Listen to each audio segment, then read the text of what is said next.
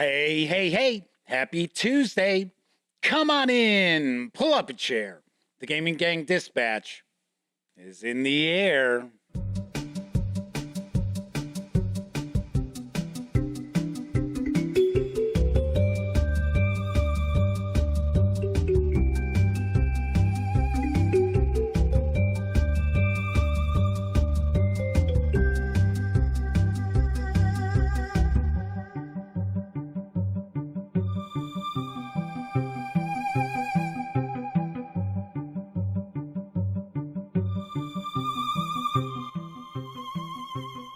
Howdy, gang, and welcome once again to the Duct Tape Studios. I'm Jeff McAleer, your host, here at the Gaming Gang Dispatch, brought to you by, incredibly enough, thegaminggang.com, of which I happen to be the founder and editor-in-chief. So welcome aboard. Tonight is Tuesday, April 4th, 2023. This is live stream 905. If you're not overly familiar with the show, let me point out, super casual around here. Just hanging out, talking about the latest in tabletop gaming news. And then, normally, we'll take a look at a game. So tonight, I'm actually going to do a double dip. We're going to take a peek at two Mutant Crawl Classics adventures authored by Tim Sattley. So we're going to be taking a look at the Tournament of Champions. Whoops, here. Grabbed the wrong one. Tribal Games. Tournament of Champions. And then Get Me the Juice. So these are both for, I believe, first level characters. So that's what we're going to be doing tonight. A little double dip into Mutant Crawl Classics. Of course, should mention that if you are tuning in to get a first look at those two adventures, you're watching live, we do tackle the tabletop gaming news first. So it'll probably be about 35 minutes or so before we get on into those adventures. So if you're watching live, kick back, relax, put your feet up. We'll get to it. Be patient. But if you're watching this after the stream has ended, or at least 30 minutes or more after it's ended, then you'll be able to utilize timestamps. And those timestamps are located in the show notes. So you'll be able to just jump right past the tabletop gaming news if you'd like. Although I have to point out, there's a lot of cool news tonight we're going to talk about. So there is that. Of course, when you're not watching videos on the Gaming Gang channel, be sure to visit thegaminggang.com for all latest in tabletop gaming news, reviews, and a whole lot more that you won't find here on the YouTube channel. Should also point out this is a live stream, so that means if you are watching live, if you are a subscriber to the channel, you can take part in chat. It's not on screen. It's one of the ways I keep some of the more unusual commenters at bay, but I do my best to pay attention to chat. So as long as you've been a subscriber for 48 hours or more, you can feel free to say howdy or hit me with a question, comment, what have you. I will do my best to respond. First out the gate tonight, Flaming Heron. Yes, one of our chat moderators is with us. Mike Larson is hanging out with us as well. So, Flaming Heron says, not my favorite. They prefer Dungeon Crawl Classics, but they still like Mutant Crawl Classics. One of the reasons we're going to look at these two adventures is I honestly believe there are some additional rules included in here to kind of beef up MCC a little bit. And I like Mutant Crawl Classics, but comparing it to Dungeon Crawl Classics, especially just looking at the two core rule books, Dungeon Crawl Classics blows it out of the water. Let's be honest here, because it's about twice the size. twice the page count.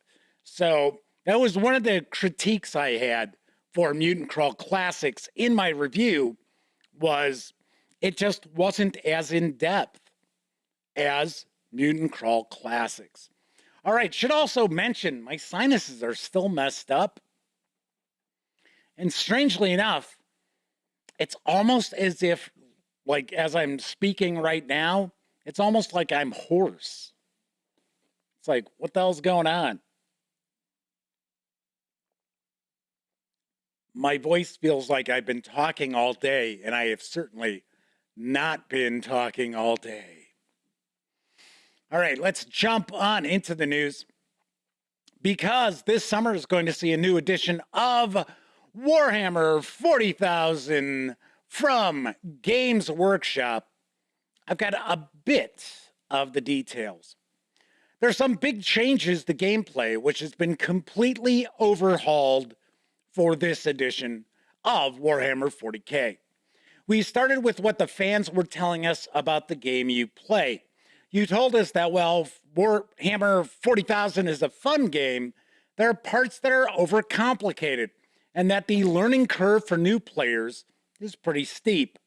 In particular, many felt there were too many stratagems and too much complexity in army selection. We've listened, and the new edition has been simplified, but it's not simple. This is still the rich, deep war game that you know and love. We've just doubled down on the best bits. So instead of a huge raft of faction stratagems, you'll have access to a handful of the best ones. There are also a few new universal stratagems, which anyone can use, that allow you to be reactive in your opponent's turn. There are improvements like this everywhere: in turn structure, army selection, morale, terrain, missions, the ways in which characters interact with units, and more. The list goes on, and we'll explain more about these and the following, and these changes in the coming weeks. Maybe the biggest change in the new edition is to data sheets. The way core information on a data sheet is presented has changed, and with it, we took the opportunity to restat every unit in Warhammer 40,000. Each unit has new and reevaluated rules, so every army will feel new from day one of the new edition. This huge update has also given us the opportunity to look again at lethality and durability across the entire game, and rebalance it at a stroke, something we could never do outside of the launch of a new edition.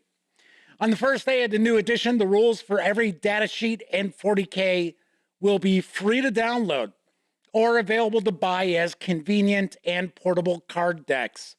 Even your faction and army rules now take up just a couple of pages. The whole experience is more convenient, compact, and efficient than ever before, and it delivers amazing games with less desperate leafing between pages looking for that one special rule. There is a short announcement video for the 10th edition of Warhammer 40K. Let's give it a watch.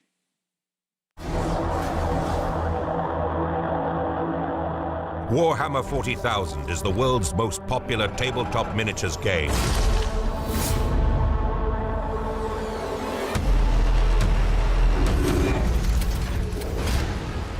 Players command armies of genetically enhanced super soldiers, brutal monsters, powerful aliens, and destructive war machines to play out spectacular battles in the 41st millennium. Our mantra with this new edition has been streamlining. We've been listening to the community, and that's a large part of why we've decided to focus the game as much as possible. How can we keep the tactical depth and richness that players love, but examine every rule in the game? Does this need to be here, or is there another way that we can achieve the same result? To secure victory, you must understand your strengths and the strengths of your enemy. We've fundamentally changed the datasheets from the ground up, making them much more accessible and really focusing the rules onto the datasheet themselves. What the team's been able to do with this is really look at every unit in the game, make sure it has a really clear battlefield role and a thing for it to do, and then write the right rules for it. Your datasheet rules all fit on a single card, and your army rules will fit on a single page. One of the things we wanted to ensure was that everyone got to play 40k as soon as possible after the edition was launched. So to make that happen, all of the rules for everyone's armies via the datasheets and their army rules will be available for free. From the darkness between the stars, a twisted mockery of evolution spawns fresh horrors. It's a galaxy at war. This is the onset of what the Imperium will regard as the Fourth Tyrannic War. This is the largest Tyranid swarm ever recognized in the galaxy, emerging where no one's expected it. The Segmentum Pacificus. To be a warrior of the Emperor in such times is to face an array of nightmares. What we've managed to achieve with this edition is a game that players of Warhammer 40,000 will love for its tactical depth and choices, but is streamlined and plays much quicker. The end result is faster, while still keeping all the flavour that you've come to love in Warhammer 40,000. For players who've been with Warhammer 40,000 for the last 35 years, they've never seen anything like this before. We've never shown conflict at this scale. Immersive and thrilling new gameplay. Discover a major new narrative in the Fourth Tyrannic War. The new edition of Warhammer 40,000 deploys this summer.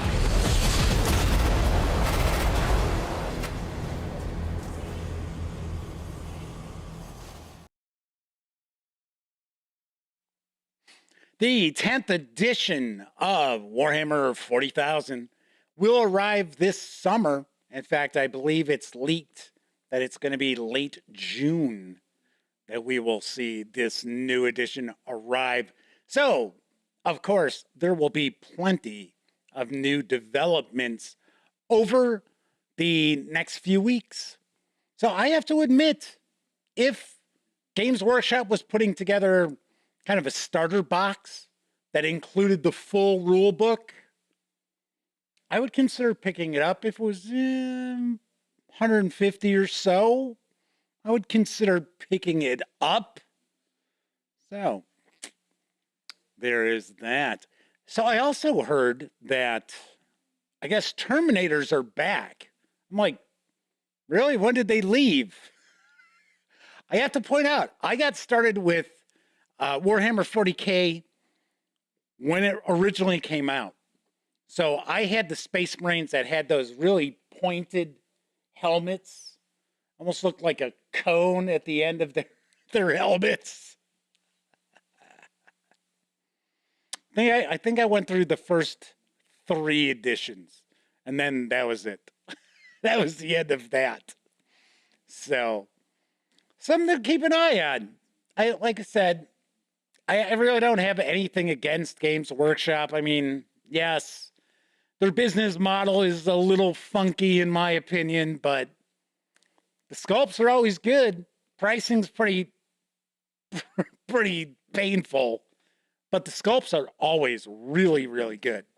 So the Madman is joined us in chat. So is Ian Nicholson and Roger Prudhomme. So it looks like we've got kind of a quieter chat tonight, which is okay. It's all right. We don't need to have, a huge jam-packed chat every night. Moving right along, slated for a Gen Con 2023 release from Czech Games Edition is Lost Ruins of Arnak, The Missing Expedition. Here's the skinny.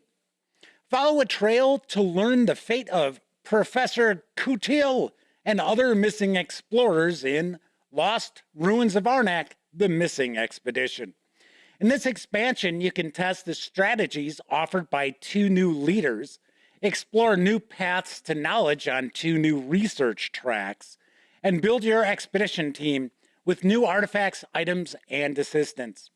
This expedition can be simply added along to your Lost Ruins of Arnak base game, or the expansion can be discovered as part of a solo or 2-player cooperative campaign that consists of 6 chapters, each with a different set of rules, goals, and achievements.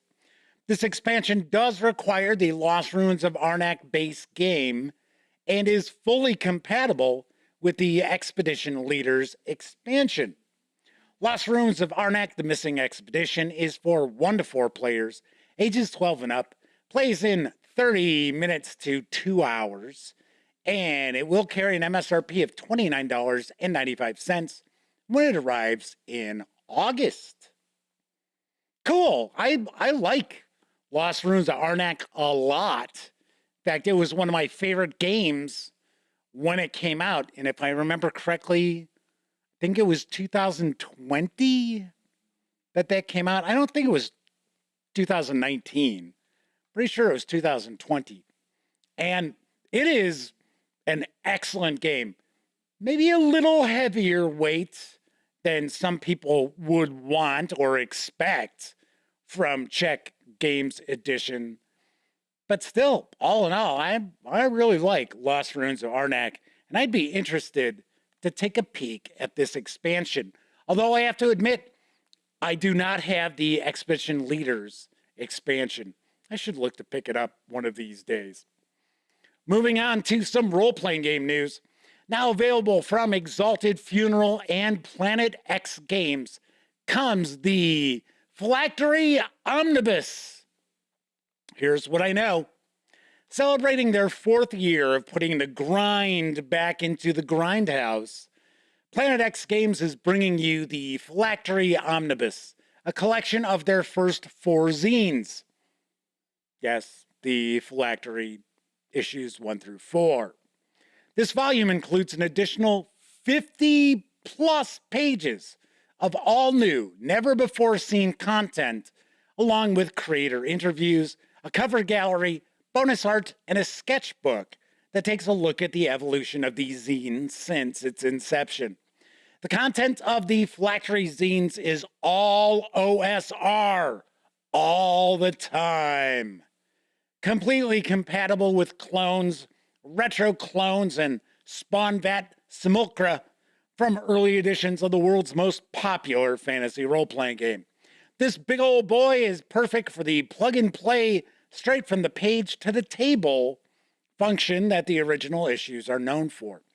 The Phylactery Omnibus delivers all new marauding monsters, wondrous magical items, forbidden spells, ancient artifacts, shadowy organizations, interesting NPCs, fantastic locations, random tables, and alternate rules, along with 4 hex crawls and 4 full-fledged adventure scenarios. One of those hex crawls is so damn big, it could have been its own zine. The 260-page PDF of the Phylactery Omnibus is available at Exalted Funeral for $25. That is a jam-packed PDF. And I have heard good things about releases from Planet X Games as far as the OSR, because the Phylactery zine is not the only thing that they produce. It might be what they're best known for, but still, this seems like this could be pretty cool. Plus, you get 4 hex crawls and 4 adventures on top of all the other goodies. Sounds like a plan to me. Kathy Evans has popped on in. So Ian says, thanks for comments on Arnak. Something that they've considered picking up. Yeah, it's really good. I would say you may want to check out my review from back in the day. Of course, the video quality is not as good as it is now, which may not be saying much. But yeah, I would say give it a peek. Give it a peek. Arriving later this month for Achtung Cthulhu 2D20 is The Serpent and the Sands. Here's the latest from Modiphius Entertainment. Venom, Vengeance, and Victory.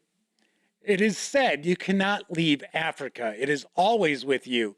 And in this combined guide and campaign book for Achtung Cthulhu 2D20, we present a complete field guide for one of the Secret War's most intriguing theaters, plus an epic 10-part campaign battling the might of the insidious Ophidians.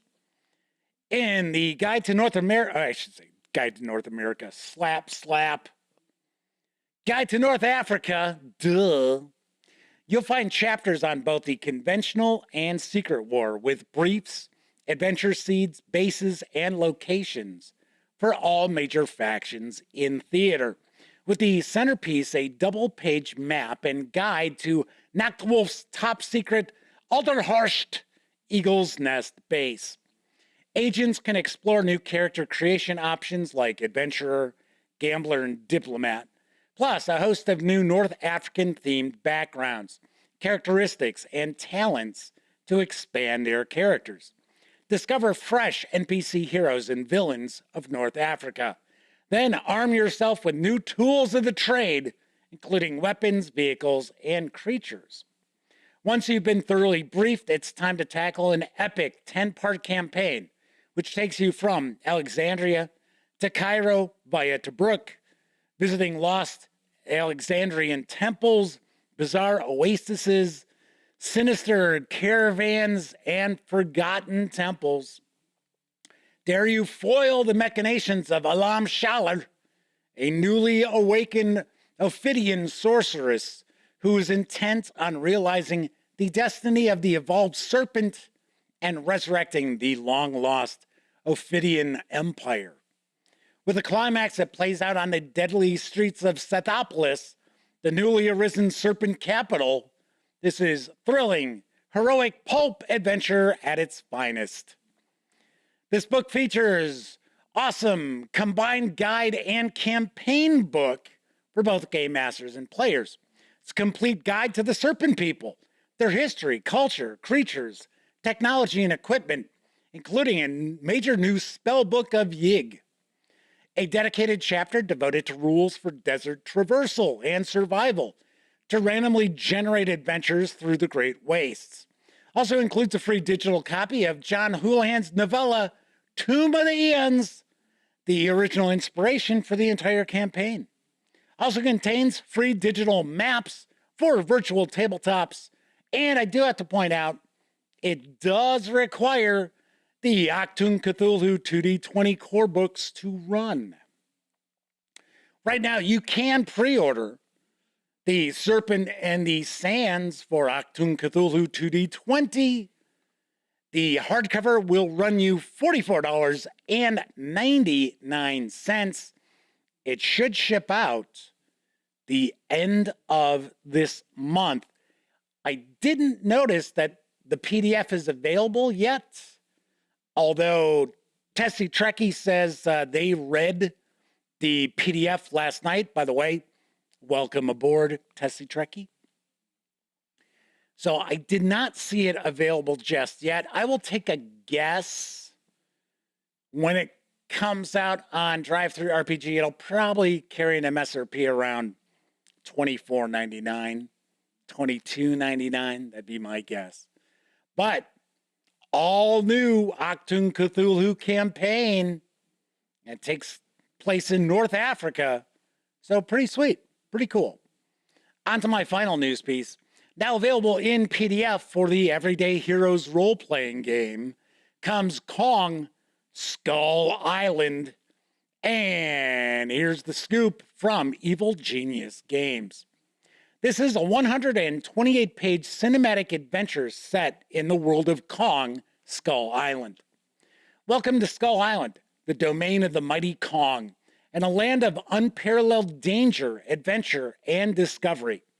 You are among the first to step foot on its shores, to explore its untamed wilds, to face the monstrous beasts, more dangerous than anything previously known to mankind. Will you unravel one of its great mysteries, or will you end up as a snack for a slavering monster? Kong Skull Island gives you a wealth of new options for creating heroes in the Everyday Heroes game system. Prepare for the many perils that await with 2 new classes, new backgrounds, professions, feats, and equipment. Here too are creatures able to test the mettle of even the most talented heroes. New combat rules for massive destruction and mayhem, as well as Titanic scale rules, simulate creatures as tall as skyscrapers. The new adventure, Sliver of the Skull, provides the perfect introduction to Skull Island adventures. Players must unravel a plot that poses a serious threat to the Skull Island ecosystem and save the island from ecological disaster with the help of Mighty Kong. Includes new class, the Monster Hunter, new professions including the Mercenary Soldier, new monsters such as Titans and super species. There's also the adventure Sliver of the Skull, and do have to point out, you do need the Everyday Heroes core rulebook in order to utilize Kong Skull Island.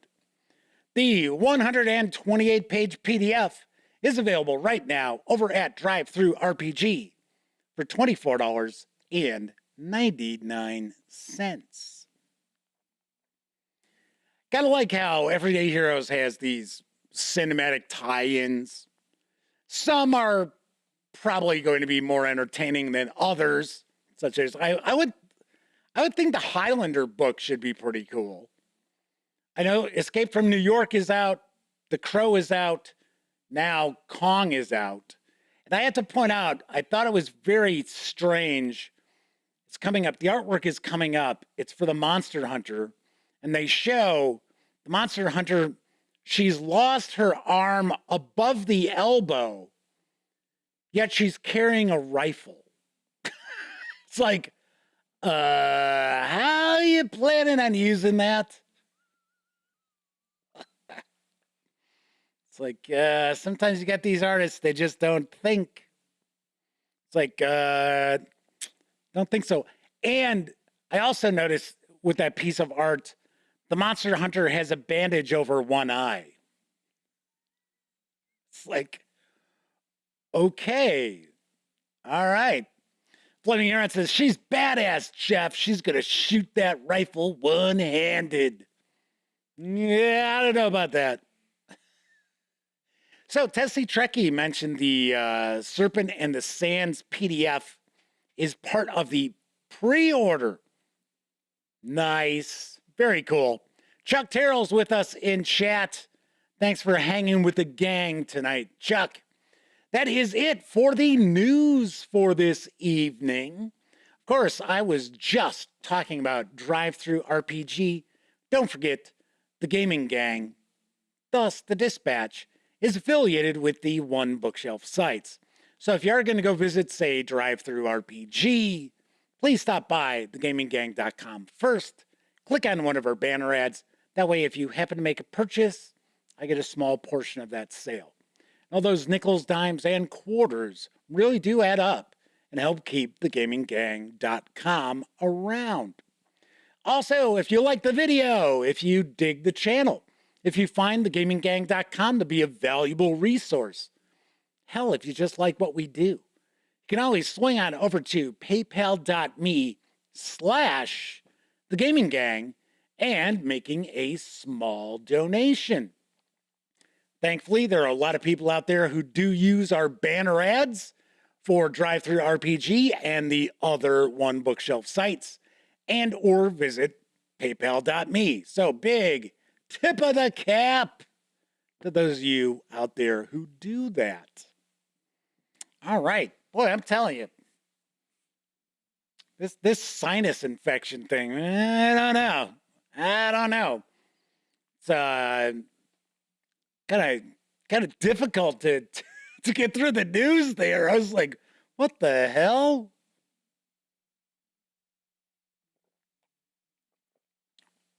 So Ian points out they were taken by Taquito Duo. I have no idea what that is, so I have not featured it. Agent Especial is with us in chat. Welcome aboard from the Amazon, if I remember correctly. All right. So, two things I wanted to mention before we jump on into our double dip of Mutant Crawl Classics adventures. I did want to kind of piggyback on what we were talking about in the first news piece. with the brand new edition of Warhammer 40,000, as David B. and Deja Vu are also popping on into chat. Welcome to you both. And I gotta be honest, 10 editions, really? I mean, that's asking a bit much, isn't it? Like, you figure Warhammer 40K can't be more than 35 years old? Maybe less than that. Maybe it's 30-ish. So a 10th edition would average out to a new edition every 3 years. And I could have swore, I thought 9th edition just came out maybe 3 years ago, 4 years ago tops. So I could see where some fans of Warhammer 40K are getting a little fed up with every handful of years a new edition comes out that kind of makes you like have to, you don't have to necessarily buy new models, but some stuff rotates out that's no longer available. It's like I had mentioned, the Terminators are back. And I was kind of like, I didn't realize they were not in Warhammer 40K anymore. I thought those were big deals. So Agent Especial says they remember playing the 3rd edition in 2001. All right, so that's 22 years ago. So yeah, it's probably around 30 years. But still, that is, I mean, it'd be one thing if it's an RPG. Yeah, okay, so you're picking up a new rule book, maybe some supplemental materials, but it really doesn't change that dramatically. I don't know. Like I said, I would be curious to check out the new edition if they came out with like a good sized kind of starter box. So Flaming Heron says it's got to have started in the mid 80s. Warhammer 40K? I don't know about that. That seems, because mid 80s, Games Workshop was releasing D&D adventures, if I remember correctly. Deja Vu says 9th edition, July 2020. So it'll be, if they stick to their June release date, which I heard kind of leaked out, that'd be less than 3 years between editions. Yikes. I don't know. Once again, I'm not like taking Games Workshop out to the woodshed or anything. I'm just saying. So Flaming Heron says some form, maybe late 80s. I don't know. I'm sure Wikipedia will tell us. Pretty much guarantee that. I would think it was probably sometime in the 90s. That's my stab in the dark. But then again, don't know.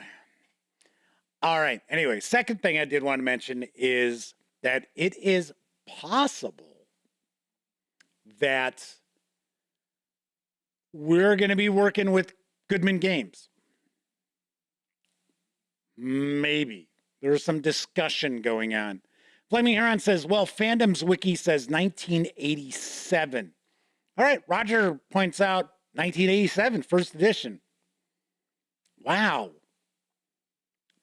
That's a little further back than I thought.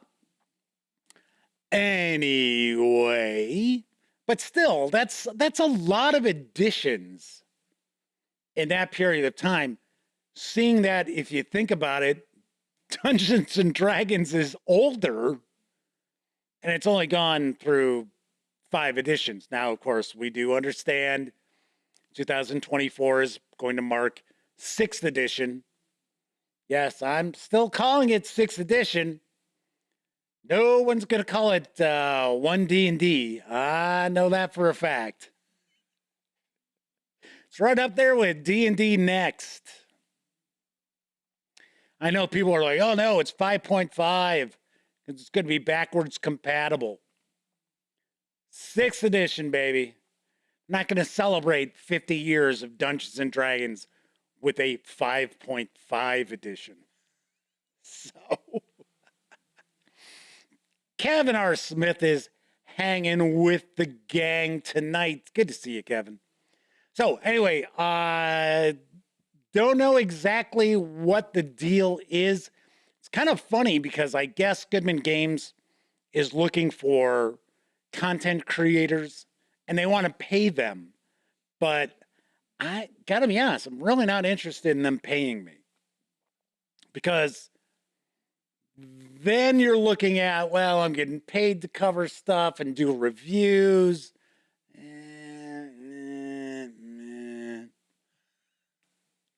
So, I mean, I'm actually just interested in getting review copies of stuff. So we'll see. We'll see what happens. I got an email back from a contact who was kind of the person behind this new push for content creators covering Goodman Games releases. So we'll see. And it's just kind of funny. I just happened to schedule to look at a couple of Mutant Crawl Classics adventures, although these are third party. So these are not from Goodman Games. But Kevin says 6 editions in 50 years is still an edition every 8 years. Not too bad in sheer numbers, not talking quality of the editions.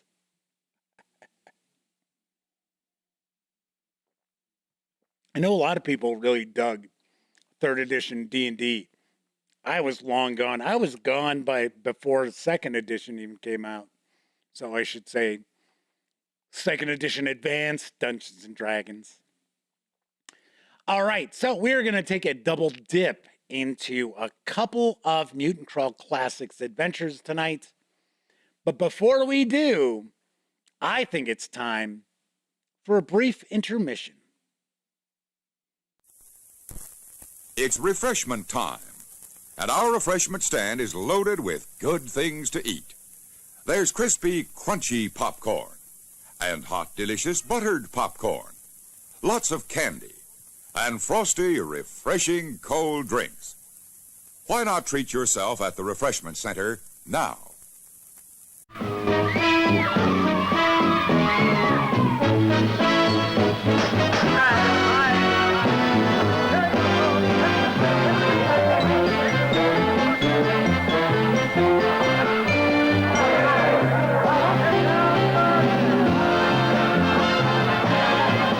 There's nothing like a county fair to get you thirsty. And here's the beer worth getting thirsty for. Budweiser. It has a taste, it has a drinkability, it has a smoothness that only Beechwood Aging can deliver. So, get thirsty. Budweiser's the best reason in the world to drink beer.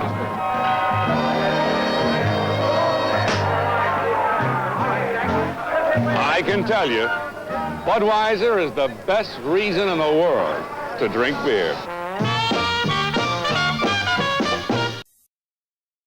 If you like really good coffee, why not spend the extra money and get 2 cans of Wilkins? Why not?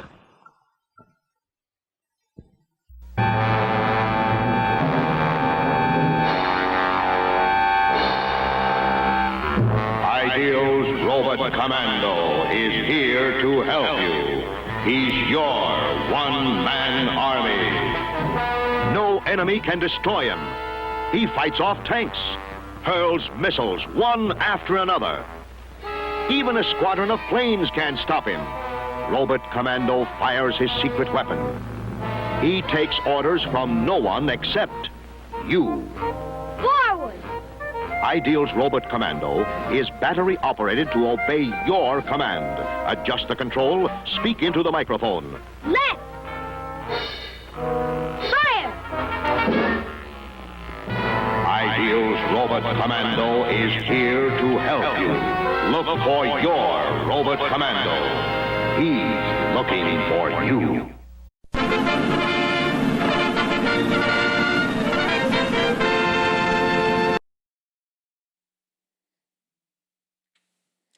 That's a pretty lame giant robot. Flaming Huron says, no, Wonkins, don't sell out. Kevin points out that Wonkins had been converted. And yes, that was Ed McMahon in that Budweiser commercial. The madman said, Leslie Nielsen?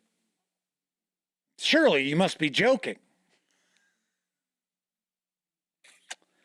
All righty, so there is your brief intermission for this evening. So as I mentioned, we are going to take a look at a couple of third-party Mutant Crawl Classic adventures, which are written by Tim Sattley. So I mentioned last week that I had an opportunity to sit down and take part in a playtest adventure for Mutant Crawl Classics, and the game master was Tim Sattley. So we're talking a little bit, and it mentioned, you know, the gaming gang and that. So he actually gave me these two adventures. So big thanks to Tim for doing that. Now, both of these adventures we're going to take a look at are available as print on demand from DriveThruRPG. You can get them with PDF for $11.99, or just grab the PDFs alone for $9.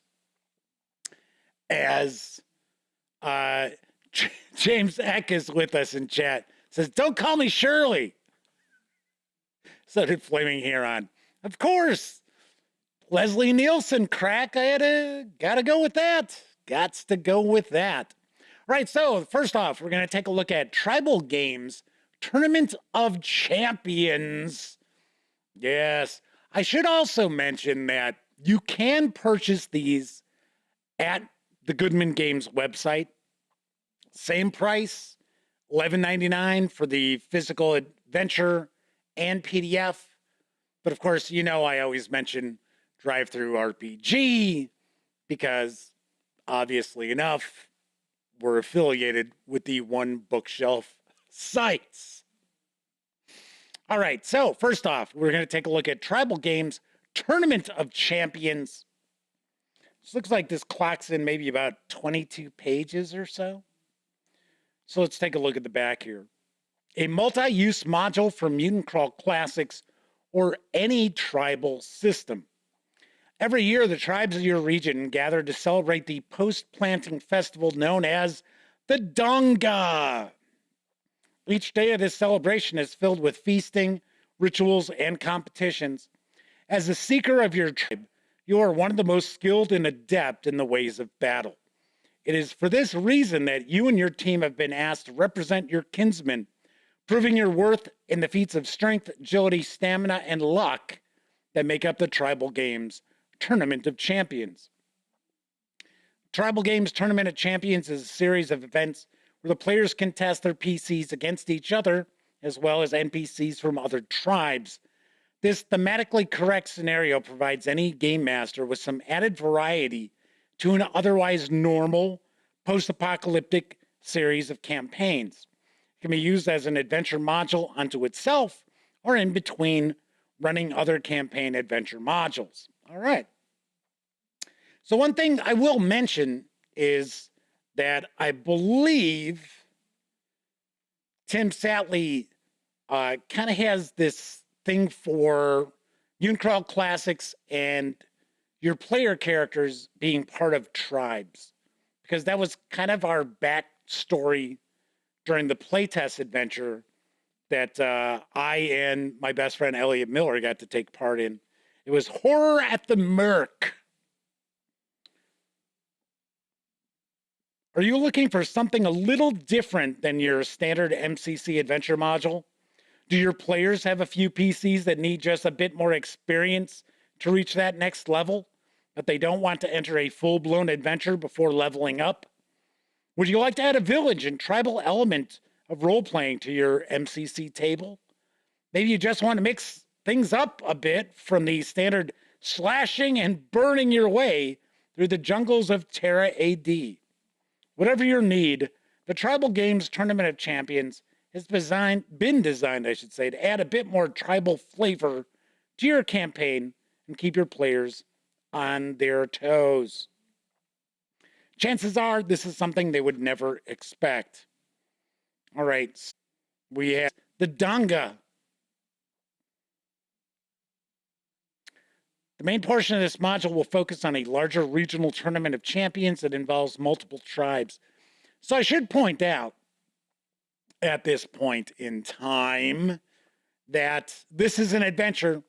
So if you are a player and your game master runs Mutant Crawl Classics and you're hoping that they're going to tackle either of these adventures, I would probably recommend that you tune out now because there will be some spoilers, even though I know nothing about this adventure and we are not going to look at each and every page, but I'm sure we'll land on something.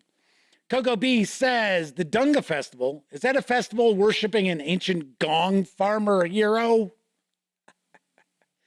Donga, D-O-N-G-A-H, which strangely enough on the back, it says the Donga, it's D-O-N-G-A. So which is it? Or is that the planting festival and then the tournament is called the Donga with an H? So we have, it's almost like an Olympic Games. It says the tournament games are hosted by one tribe of the same archaic alignment. Each player picks one of their PCs to compete as their personal champion. Every year, the tribes of your region gather to celebrate the post-planting festival known as the Donga. Okay, so that is it. D-O-N-G-A-H. So there's a typo on the back. Spoken like Mike Myers saying donkey in the movie Shrek. I don't necessarily recall that. I don't recall how exactly he pronounced that. Dante Viper Brandolini is hanging with us. Good to see you. This is a week-long jamboree to celebrate the end of the spring planting and pay homage to the gods, praying they may give your villages a bountiful harvest with the main growing season. Each day of the celebration is filled with feasting, rituals, and competitions, helping to show the gods why your tribes are worthy of their favor. As a seeker of your tribe, you're one of the most skilled and adept in the ways of battle. It is for this reason you've been asked by your clan to prove your worth in the feats of strength, agility, stamina, and luck that make up the tribal games. So we get our scoring here.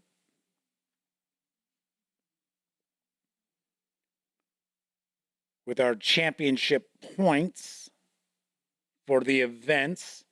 So we have a target match. So you can use a blowgun or bow and arrow. We have grappling wrestling,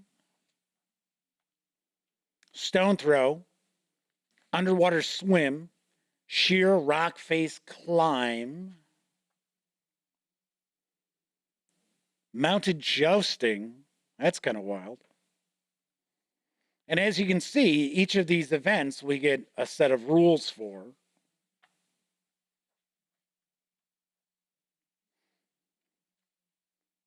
So then we have finishing the games. There are a few different ways in which a judge can wrap up the tournament. You may choose to hold a formal medal ceremony, awarding all prizes and experience at that time, or make it a simple congrats and trip back to their home village. Personally, I like to finish the games with a large feast, using this time to issue experience, awards, stat bonuses, and healing to refresh the contestants. This also provides an opportune time to tie in a hook or rumors for your next set of party adventure choices. So then we've got alternate rules, scenarios, hooks, or methods of play.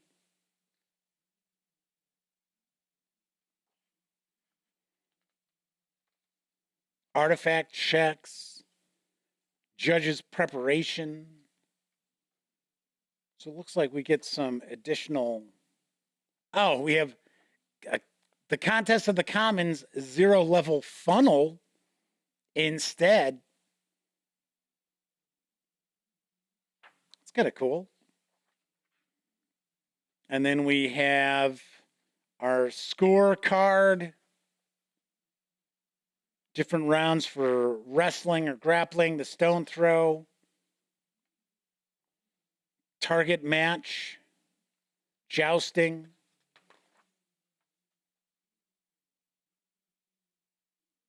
And GambitInc.com. That's actually kind of a cool image there. All right, so that is Tribal Games Tournament of Champions. Now, next we're going to take a look at Get Me the Juice. And to me, I believe this appears to be more like a standard adventure. So let's take a look. Power is everything in your jungle world, and your tribe is in desperate need of more. The power source for your tribe's box of cold is dying. It's dying. Failure of this artifact could cause the needless deaths of many of your friends and family members. It is up to you and your team of seekers to find a replacement power source, something vaguely known as a G-pod, a gamma pod. For a second, I almost said G-spot. It's known as a G-spot. This is the first level module from the Recharge Run series of MCC compatible modules, higher level linked modules in the works.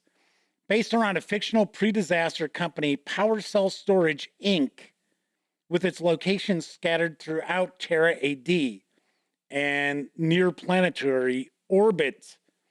This module introduces low-level characters to artifacts with personal assistant AI personalities, potential hard radiation exposure, radburn, 26 unique encounters, traps / puzzles, and AI role-playing opportunities. It also includes 8 repopulation encounters, allowing a party to return to the location and further explore the 11 separate location / adventure hooks that help tie this module into any judge's home campaign. Flaming Heron says, well, if it's the G-spot, it'll never be found. That was the thing that popped in my head, too. I was like, if it's a G-spot, they're never going to find it. So once again, this is an adventure, so there will probably be some spoilers that we peek at. So the adventure is designed for 4 to 6 first-level characters. During playtesting, it typically took 6 to 9 hours to complete the entire adventure and resulted in 1 or 2 PC deaths.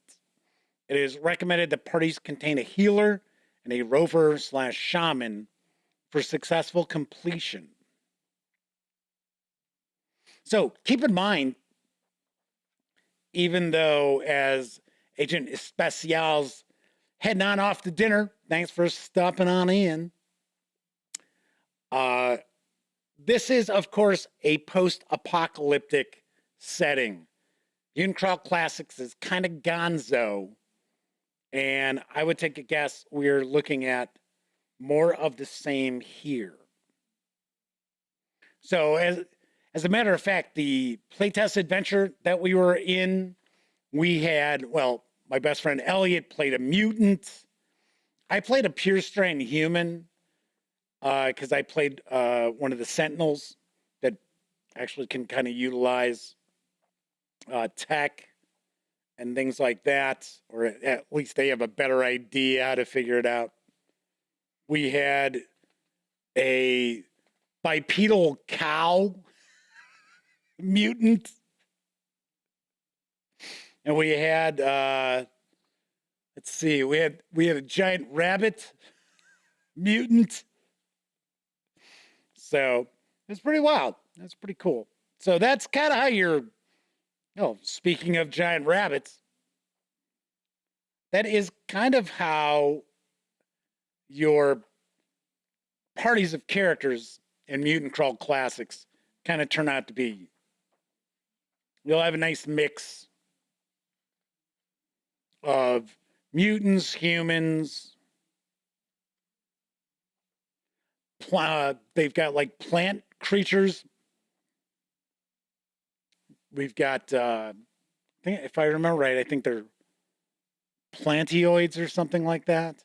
And then we have manimals, which it would have been like that rabbit and the cow. So it looks like this is pretty much an adventure with keyed locations here.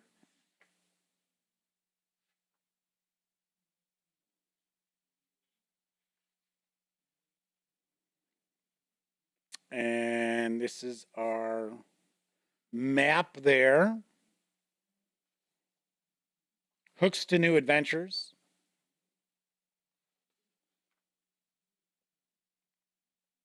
It's like we've got some almost like restocking, repopulation for going back to that location. I always like that. I always try to do that with a dungeon delve as well. I always try to make sure that if the players are returning, that everything's not just cleared out, especially if some time has passed between visits. So, all right, then we got some pre-generated characters here.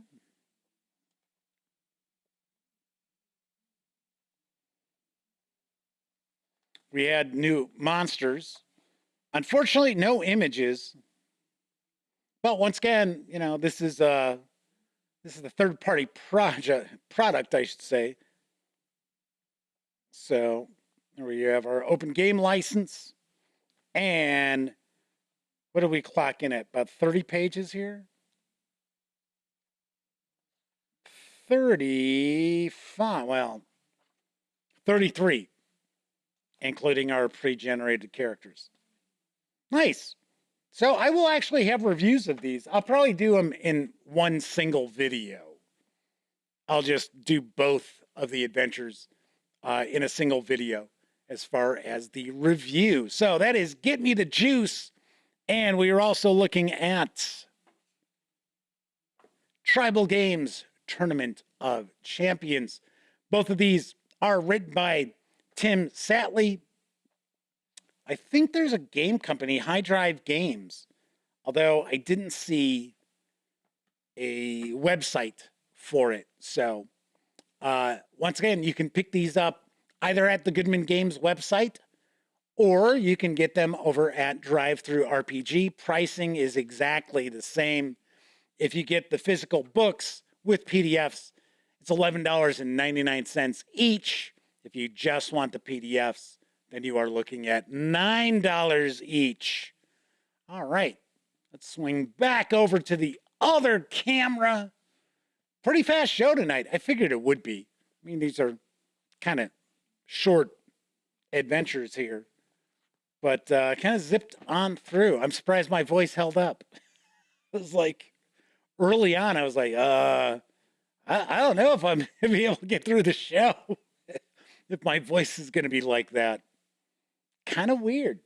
So on tomorrow's show, we are going to have a War Game Wednesday, and I am going to unbox and take a first look at the Battle of White Plains.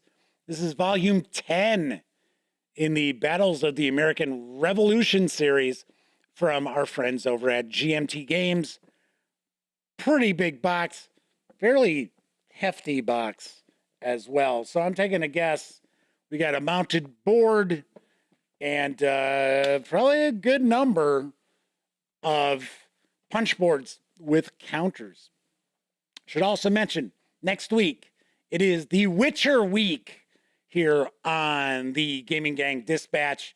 We're going to be taking a look at releases for the Witcher role-playing game from Artel Saurian Games all week long. So we'll be taking a look at the, or I should say, A Witcher's Journal. I almost said The Witcher's Journal. A Book of Tales. And a Tome of Chaos, which I believe is the latest book that came out. It's the Magic source book. And then, of course, we'll take a look at Lords and Lands, which I believe this is the Game Master screen. And then there's a small supplement inside here. So we'll double dip on one of the videos. Maybe we'll double dip right off the bat because Witcher's Journal isn't very thick. So I think we'll team up, do both of those on Monday's show. So once again, all next week is the Witcher week on the Gaming Gang Dispatch. All right, that is it for this time out. If you're watching live, thank you very much. I always appreciate you taking time out to watch the show. If you happen to have been taking part in chat, big tip of the cap, because not only are you keeping me company, you're keeping each other company as well. But of course, I know a lot of people, they don't have an opportunity to watch live. Doesn't matter if they're watching live or on Memorex. Really, really do appreciate you hanging out and checking out any of the videos on this channel. So, of course, if you like the video, by all means, please give it a thumbs up. Subscribe to the channel if you haven't already. And if you do subscribe, don't forget, ding that bell, because it'll not only let you know when the Dispatch streams live Monday, Tuesday, and Wednesday evenings right here on YouTube at 7 p.m. Central. Also inform you when I upload other original videos, such as my upcoming review of Pathfinder Firebrands from Paizo Inc. So stay tuned for that. Everybody enjoy the rest of your morning, afternoon, evening, whatever time of day it happens to be in your neck of the woods. And of course, I'll be back tomorrow. And here's hoping each and every one of you gets to enjoy plenty of great gaming with your gang.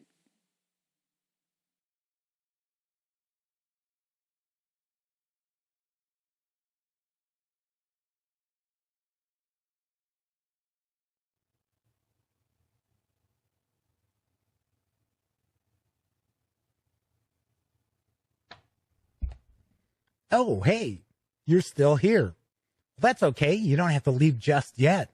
In fact, why don't you subscribe to the Gaming Gang channel right here, or take a peek at the latest live stream, or even find out what YouTube recommends you check out from the channel. And of course, I'm Jeff McAleer. Thanks again for watching.